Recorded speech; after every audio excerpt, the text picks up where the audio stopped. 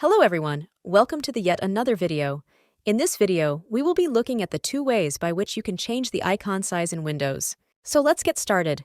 Here is the first and the hard way to do that. Go to your desktop or anywhere in the File Explorer and right-click. Hover on View and then select the size that you want. Easy, right? You have an option to scale the icon sizes to small, medium, and large, but you can do it in a much easier way, and you get an extra option to make your items super small by using the easy way. In this method, we will use the keyboard only. Just press Ctrl, Shift, and then a number between 1 and 4. Ctrl-Shift-1 will make the icons largest. Ctrl-Shift-2 and Ctrl-Shift-3 will give you medium-sized icons, and you will get the smallest icons when you press Ctrl-Shift-4. That's all for today. If you liked the video, give it a thumbs up, subscribe for more, and hit that notification bell to never miss an update.